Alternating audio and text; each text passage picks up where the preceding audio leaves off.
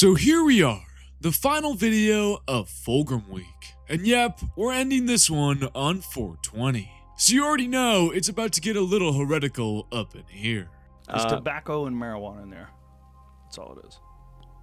Now, if you've been following this series, you've probably heard me say this over and over again, but I'll say it one more time because it never stops hurting. Fulgrim's Fall to Chaos is one of the saddest things in all of Warhammer 40K. I'm not even kidding. I've crashed out multiple times doing my annual reread of Fulgrim, and every single time I know it's coming, but every single time it still makes me sob.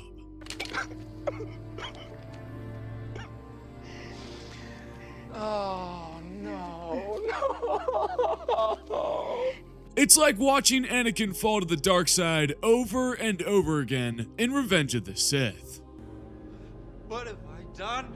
Seeing one of the Emperor's most brilliant, perfect sons slowly lose himself to pride, corruption, and jealousy.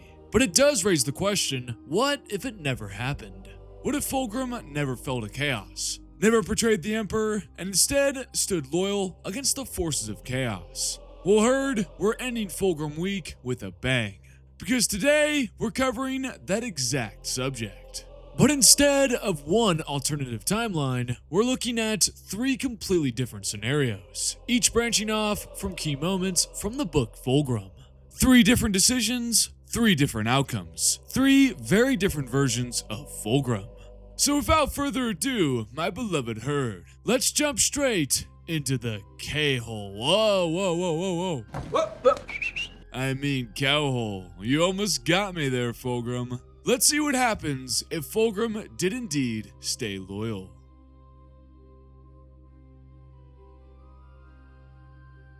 Our first alternative timeline is called the Blade Denied or the Untainted Phoenix. In this option, Fulgrim never acquires the Lier Blade. Yes, I know that's a cop-out, since the Lier Blade is literally one of the main reasons Fulgrim falls in the first place. But it's the best written way to keep Fulgrim from falling without things getting a little too silly.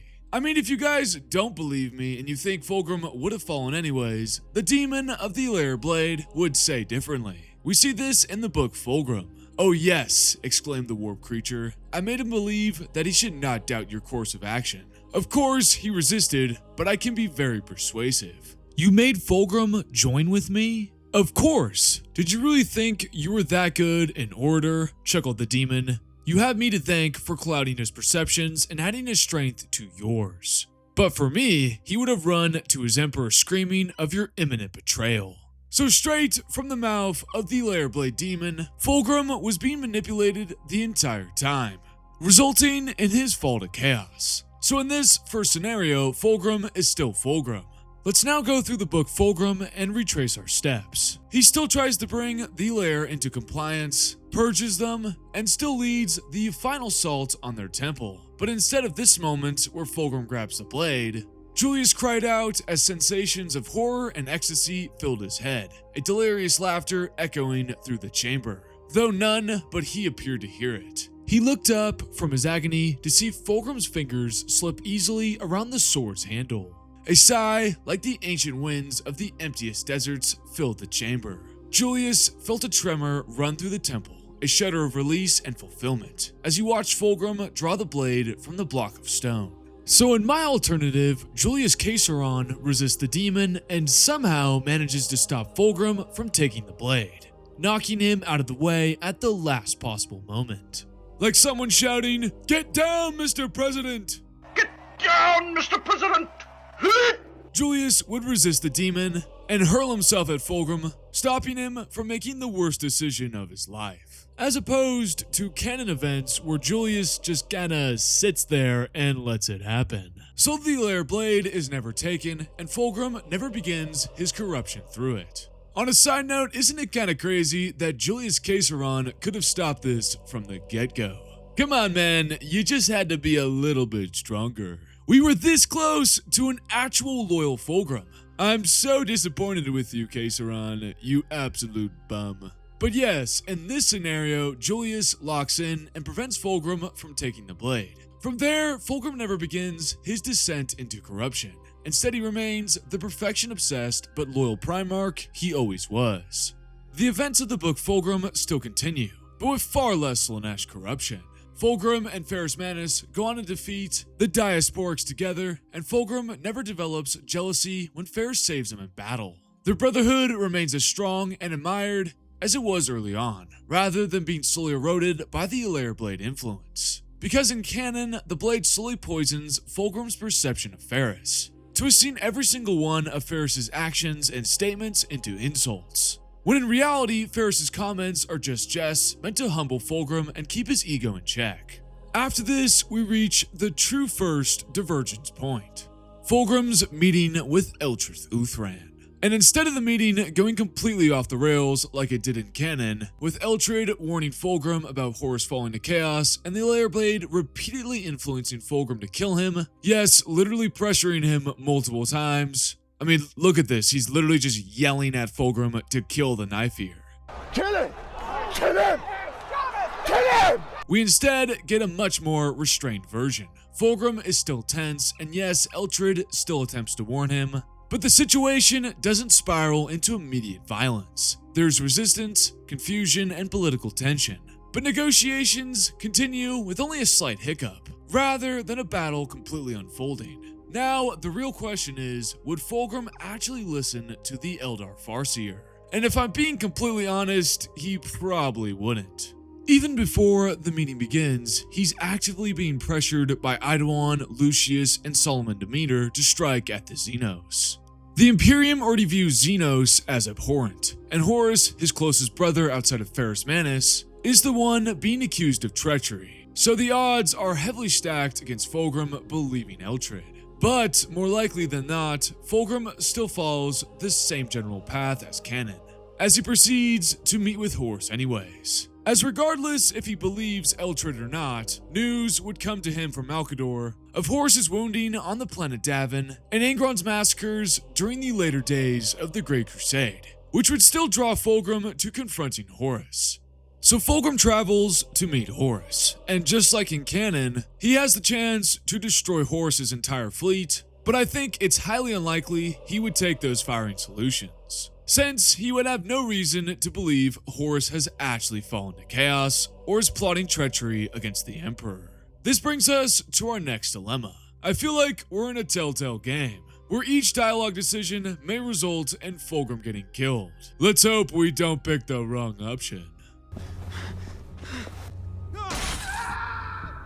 Fulgrim meets with Horus and Erebus, and as I just discussed, here's where we reach our first true divergence from the plot.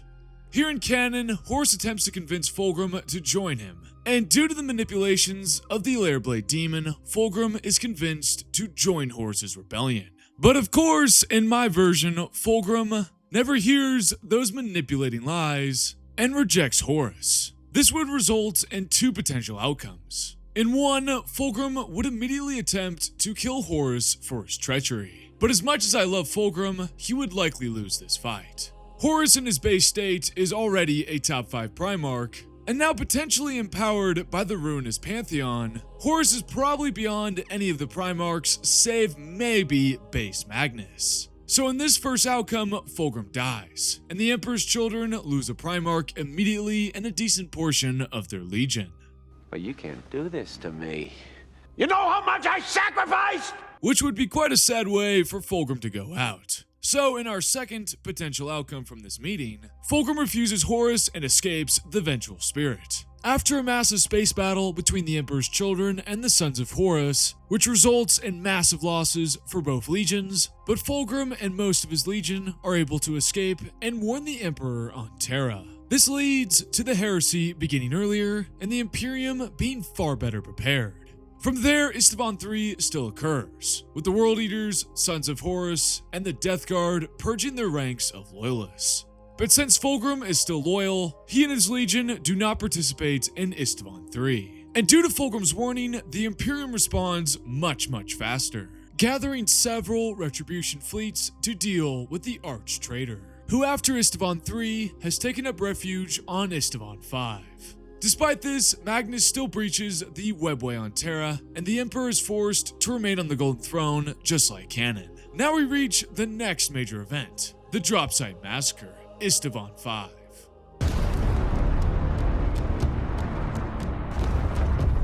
In canon, the Emperor's Children played a crucial role in the Dropsite Massacre. They constructed the defenses that allowed the traitor legions to spring the trap, and were in the thick of the fray, fighting the Iron Hands led by Ferrus Manus. And as you all know, Fulgrim would leave Ferrus looking a head shorter during the climax of the battle. In this timeline, however, the Emperor's Children are not aligned with Horus and they are not traitors. But that doesn't mean Istvan 5 works out for the Loyalists. There are still 7 traitor legions present during this battle, and the Loyalist forces, made up of the Salamanders, Iron Hands, Raven Guard, and now the Emperor's Children, are still ambushed. This trap still results in an absolute massacre for the Loyalists, but a far closer battle, since the canon Shattered Legions would be both supported by another legion and another Primarch. Yes, folks, during the Dropsite Massacre, Ferrus and Fulgrim would fight side by side, carving their way through traitor marines in an attempt to end the war by slaying Horus. But even with their superior numbers, the sheer weight of the traitor forces, the World Eaters, Death Guard, Sons of Horus, Alpha Legion, Iron Warriors, Night Lords, and the Word Bearers, would turn the tide in the traitors' favor. I could even see Horus taking the field himself if the battle gets too close. As a fun addition to this AU, I have Fulgrim and Angron squaring up for a straight up duel. And in my version, Fulgrim would slay the World Eater's Primarch. Due to Angron already being massively wounded throughout the battle, and being completely blinded by the rage of the Butcher's Nails, Fulgrim would finally put an end to Angron's suffering. As the battle reaches its end, Fulgrim and Ferrus would continue to fight, as Ferrus would be too stubborn to abandon the fight, and a loyal Fulgrim would not leave his brother behind. Finally, the two would confront Horus, and Ferrus and Fulgrim would actually be beating Post-Avon Horus before the arrival of another traitor Primarch, Mortarion. With his arrival, the fight would devolve into a 2v2, with Mortarion stalemating Fulgrim long enough for Horus to hammer down Ferrus and ultimately kill him. No! No! Yes, I know, Ferrus dies in this version too. I apologize, Iron Hand fans, but it's the best way to write Fulgrim's character. Fulgrim would wound Mortarion, but with death imminent and the Loyalist forces utterly routed or annihilated, the remaining Emperor's Children would drag Fulgrim to safety and escape the Dropsite Massacre. So what would happen afterwards? Even though the Loyalists suffer heinous losses at the Dropsite Massacre, with another supporting Loyalist Legion, I could see the losses being far smaller than they originally were in canon, meaning more Loyalists would escape Istvan, and possibly more Primarchs. Vulcan may not be captured, and Corvus Corax may not return to his homeworld to replenish his legion. Horus is no longer fighting a war of overwhelming advantage, but one that begins to tilt against him, forcing him into a prolonged and grinding conflict. Fulgrim himself is changed by the death of Ferrus Manus. He no longer is chasing perfection for his own sake, but instead is driven by vengeance and his own failure to save his brother. He leads the Emperor's Children alongside the shattered remnants of the Loyalist legions in a brutal campaign of vengeance, striking at traitor fleets, supply lines, and key worlds, inflicting heavy losses and slowing their advance on Terra. The Night Lords remain shattered at Thramas, the Alpha Legion is tied up fighting the White Scars and the Space Wolves, and while the Ruin Storm still delays the Ultramarines, Blood Angels, and Dark Angels, Horus's core forces are significantly weaker than in canon. He's now left pushing towards Terra, primarily with his own legion, the Sons of Horus, the Iron Warriors, and the Death Guard, facing a far stronger defensive line of Imperial Fists, Iron Hands, Emperor's Children, Salamanders, and Raven Guard, all with a far greater surviving strength than before. Fulgrim's actions buy time for the Ruin Storm to be broken, time for the shattered Loyalist legions to regroup, and time for reinforcements to arrive.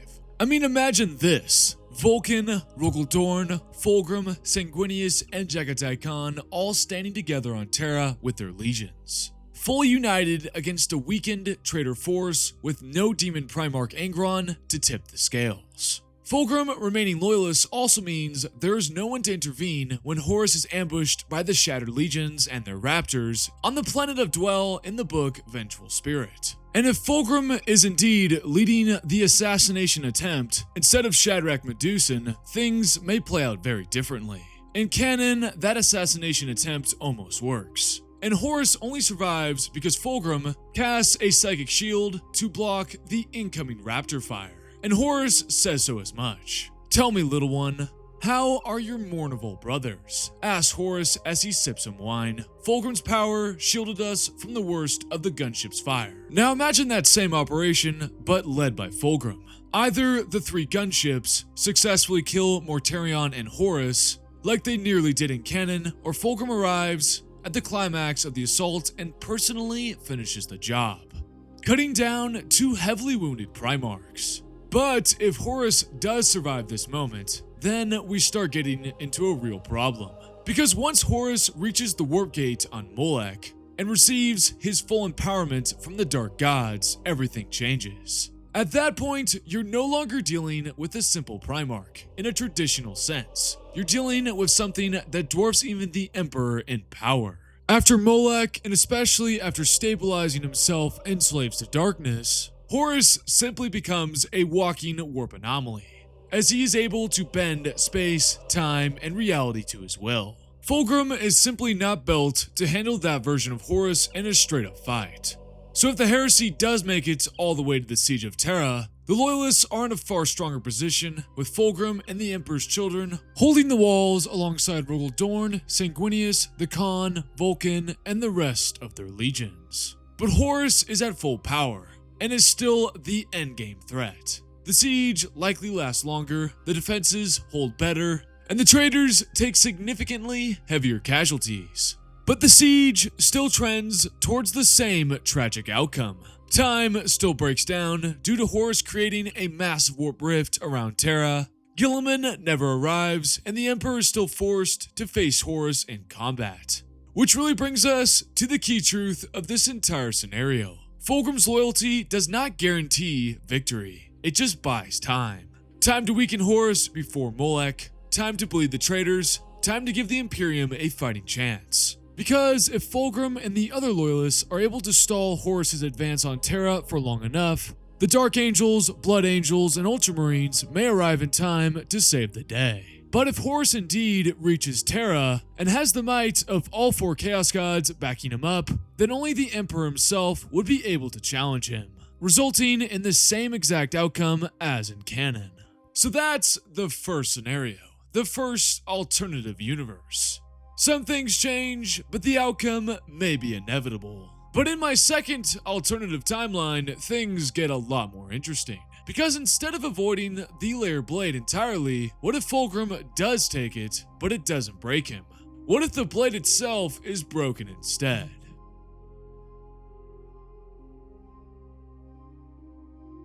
So in our last scenario, Fulgrim avoided the layer blade. But where's the fun in that if it happens a second time? So instead, in this second option, Fulgrim does indeed take the blade and the usual events of Fulgrim occur. He is slowly manipulated by the demon of the Lair Blade, begins to hate Ferrus Manus, fights the Eldar, uses virus bombs to destroy their maiden worlds, and then is convinced by Horus Lubercal to betray the Emperor. I know, you're probably saying, what the hell, cow? I thought this was a video on if Fulgrim stayed loyal. Well folks, I'm getting there. Take a chill pill, come on. In this version, he also still travels to visit Ferrus Manus, like he did in canon, on the orders of Horus Lubercal, to try to convince Ferrus to join Horus's rebellion. The War Master had already begun the process of winning the other Primarchs to his cause, and Fulgrim had promised that he could bring him Ferrus Manus without a shot being fired. Such was their shared history and bonds of brotherhood, that Fulgrim knew Ferrus Manus could not fail to see the justice of their cause. The veil of lies had been lifted from Fulgrim's eyes, and it was his duty to reveal that lie to his closest brother. But just like he did in canon, Ferrus is disgusted by Fulgrim's words and a fight breaks out. I don't know what's happened to you, Fulgrim, but this is treachery, and there is only one fate for traitors. So you are going to kill me, Ferris hesitated, and Fulgrim saw his shoulders sag in despair. "I am your sworn honored brother, and I swear to you that I do not lie," pressed Fulgrim, hoping that there was still a chance to convince his brother to not act in haste. "I know you are not lying, Fulgrim," said Ferris sadly, "and that's why you have to die." I mean, quick side note, Fulgrim really is kind of nuts here. Imagine you're Ferris. You're just chilling, making some insane gear, and your brother shows up ranting that your dad is secretly evil and is trying to ascend to godhood and has to be overthrown. Yeah, it's not exactly the greatest negotiation tactic. But in this scenario, instead of Fulgrim knocking out Ferris Manus and fleeing, the Lair Blade is actually shattered by Forgebreaker, and the manipulating presence on Fulgrim's psyche is completely gone. In that instance, Fulgrim snaps back to reality, fully aware of everything he has done, and he just breaks mentally. Fulgrim would probably lose to Ferris Manus in this state and be taken prisoner for his actions, which is a massive divergence from the original plot in canon. So how does the heresy proceed from here? Well, regardless of Fulgrim's capture, the Emperor's children are already corrupted at this point, or at least a large portion of them are. And just like in canon, Esteban III still occurs, with the Emperor's children purging their loyalist elements alongside the World Eaters, Sons of Horus, and the Death Guard.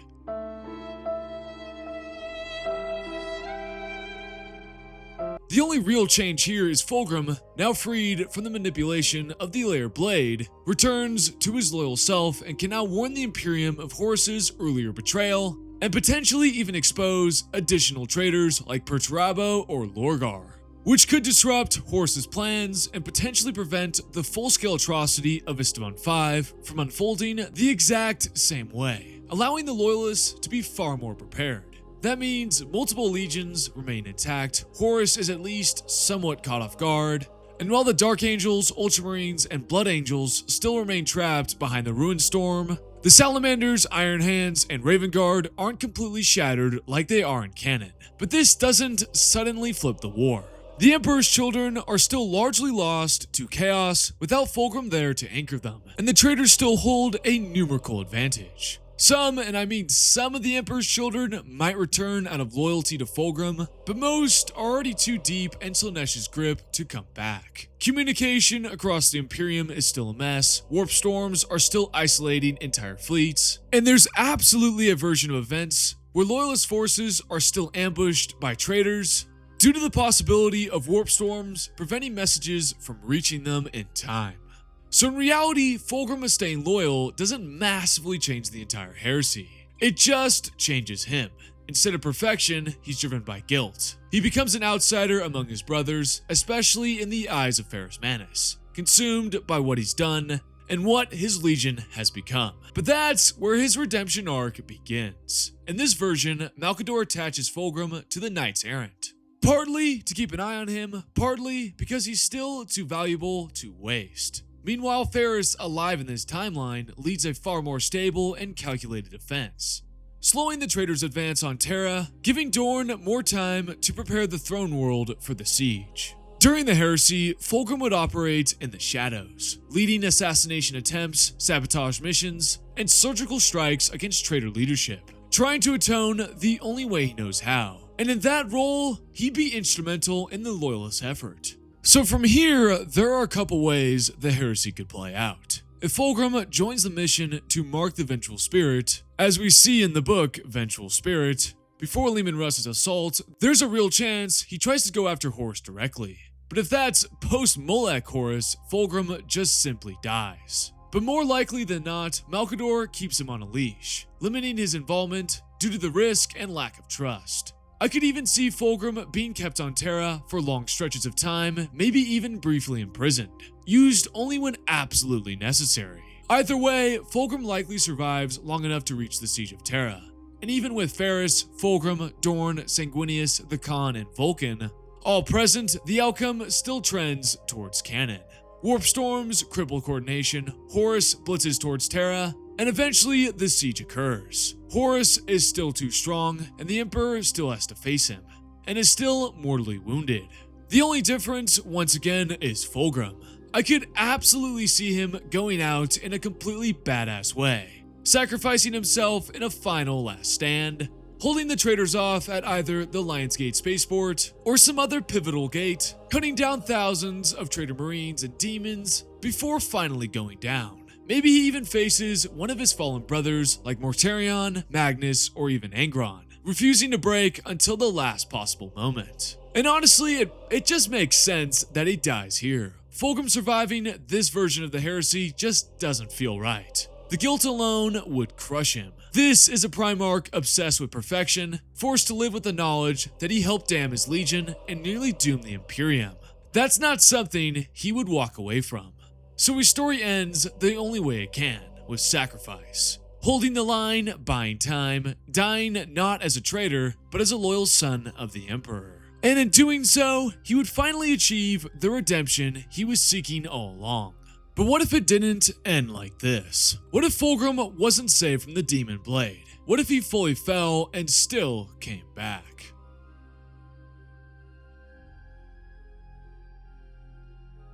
My third and final alternate timeline is what if Fulgrim falls but fights his way back. So in this option, Fulgrim once again keeps the Lair Blade just like he did in canon, meaning the same chain of events unfolds as in option 2. The fallout with Ferrus Manus, the war against the Eldar, the corruption of his legion, Istvan III, and ultimately the Dropsite Massacre. Fulgrim still ends up dueling Ferrus, and empowered by the blade, he decapitates his brother. I don't care what universe you're from, that's gotta hurt. And just like in canon, the moment that blade falls, Fulgrim is horrified by what he's done. That realization hits him all at once, and instead of living with what he's done, he breaks and surrenders his mortal body to the demon of the Lair Blade. The barriers in Fulgrim's mind dropped, and he felt the elation of a creature older than time as it poured into the void in his soul. No sooner had its touch claimed his flesh for its own than he knew he had made the worst mistake of his life. Fulgrim screamed as he fought to keep it out, but it was already too late. His consciousness was crushed into the dark, unused corners of his mind, forever to be a mute witness to the havoc wrought by his body's new master. One moment, Fulgrim was a Primarch, one of the Emperor's children. The next, he was a thing of chaos. So in canon, Fulgrim is possessed by a demon, and remains possessed for months and maybe even years, until the events of Reflection Cracked, where he somehow regains control of his body, but even then, he's still corrupted by Slaanesh, and willingly chooses to serve chaos, which has always been one of the biggest issues with his character arc. But in this alternative timeline, we change that. Fulgrim still regains control of his body around that same point in the timeline, but this time around, instead of embracing corruption, he comes back fully loyal. No off-screen fall, no random heel turn. This is Fulgrim realizing the full weight of what he's done and choosing to fight against it. Now here's the problem though. By this point in time, the Emperor's children are already gone. They are too far down the path of excess, mutilating themselves, indulging in every depravity imaginable, completely lost to Slaanesh. So when Fulgrim regains control of his body, banishing the demon to the painting, and tries to reassert control over his legion, it doesn't go cleanly. Marines like Lucius the Eternal, Fabius Bile, and Eidolon either abandon him outright, take large portions of the legion with them, or try to kill him on the spot. What follows is a brutal civil war, brother killing brother, as Fulgrim tries to carve something pure out of what remains. By the end of it, he's left with a fraction of his former legion. Maybe a few thousand to 10,000 warriors at the most, his redeemed, a broken, scarred remnant of what the Emperor's children once were. And even then, they're not completely clean from corruption. They're still altered, still touched by chaos, but loyal to Fulgrim above all else. And that leads us to the next issue. Fulgrim can't go back. The Imperium isn't just going to welcome him back with open arms after everything he's done. To them, he's a traitor, a butcher, a murderer, and the man who killed Ferrus Manus. So Fulgrim is neither a loyalist or a traitor, operating in a unique gray space where both sides see him as an enemy. Ironically, for the first time in his life, Fulgrim is truly alone. But that does not stop him. This version of Fulgrim takes everything he's learned while possessed, the psychic power, the unnatural durability, the enhanced healing, and turns it against the traitors. He becomes a hunter. His first target is Mortarion, Primarch of the Death Guard. Fulgrim tracks down and attacks Mortarion at the planet of Dwell. Fulgrim and his legion strike hard and fast, ambushing the Death Guard with surgical precision. His fleet appears out of nowhere, and his legion executes a perfect boarding action, while Fulgrim himself teleports directly onto the Endurance, the flagship of the Death Guard. Here he finds Mortarion, and the two Primarchs begin to duel, with Fulgrim's bodyguard, once the Phoenix Guard, now called the Redeemed, wielding sonic weaponry and reforged in his image, trading blows with Mortarion's Death Shroud. Mortarion grinds him down, blow after blow, but Fulgrim just keeps coming back, healing and adapting mid-fight, until he finally unleashes his psychic powers, lifting Mortarion and driving him down onto Fireblade before severing him in half. Then just as quickly as he appeared, Fulgrim is gone. He and his fleet warp jump, escaping the vengeance of the Death Guard fleet. After this, Fulgrim attempts to reach out to the Loyalists, making contact with the Shattered Legions and Rogel Dorn.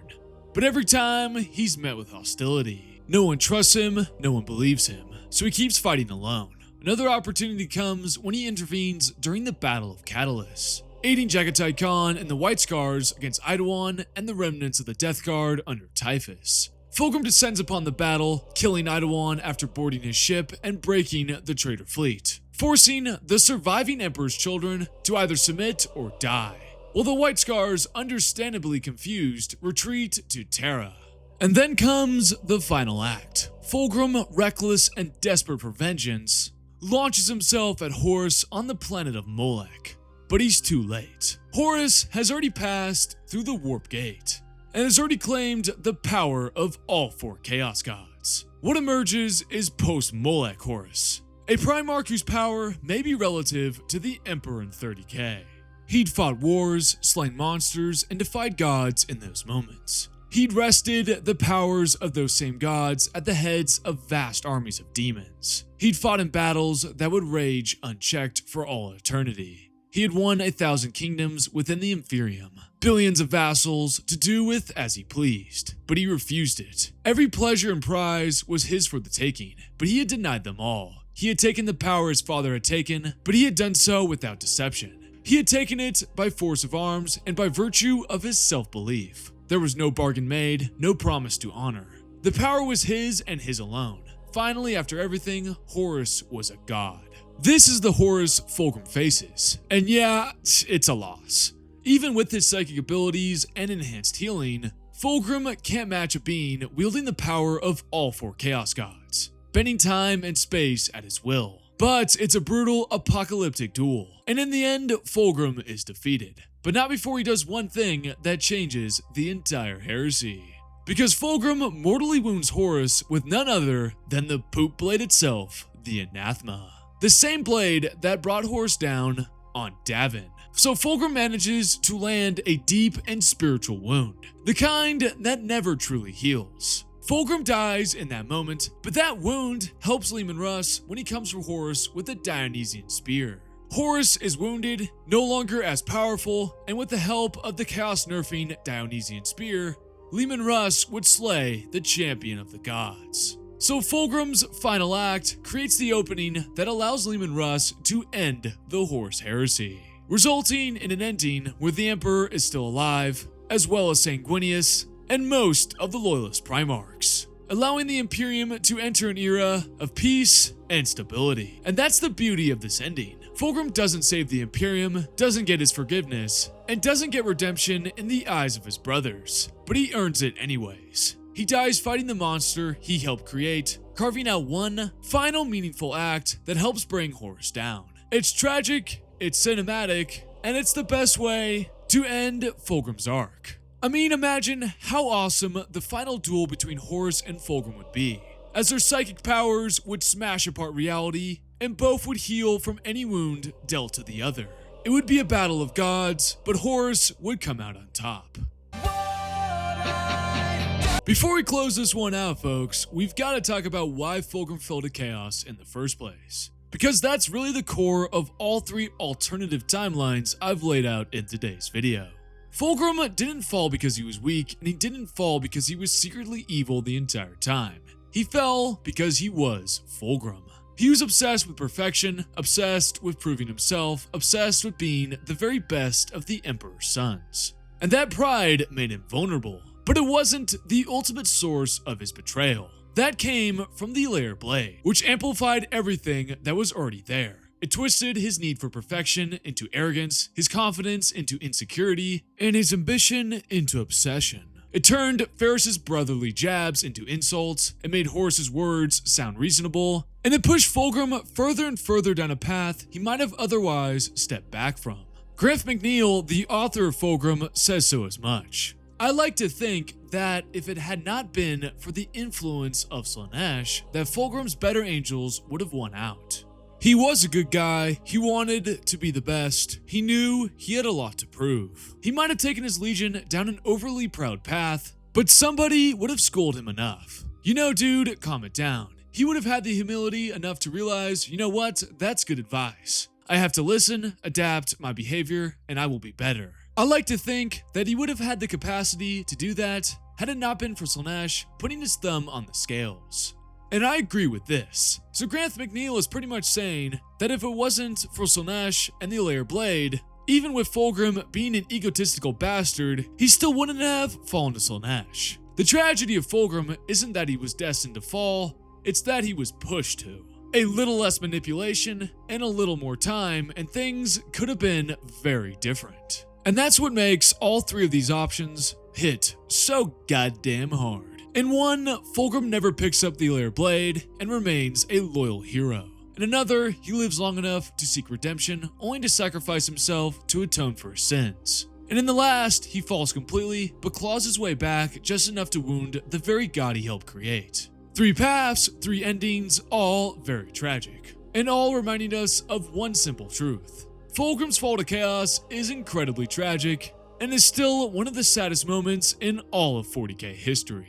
But that's gonna do it for Fulgrim Week. If you guys made it this far, I genuinely appreciate each and every one of you for sticking through this entire silly series. It's been a blast putting this all together, and I hope you're enjoying a nice joint right now, because you know it is 420. If you enjoyed this video, make sure to like, subscribe, and let me know which version of Fulgrim you think is the most interesting, or if there's another what if you want me to cover next. A huge shout out to my Patreon and YouTube members: Impossy Paul, Tyler Pick 7, Musty, Keydry, Seth Capizilla, Lag, Cunning Karkle, Caleb White, Dinkleberry, Omar, Ultrazon 27, and Michael Skipper 7277. I appreciate each and every one of you. You guys make my day every single day I wake up. As always, my beloved herd, stay milked, and I'll see you all in the next video. Happy 420, and stay safe out there, fellas. Make sure you toast a joint to Fulgrim on his day.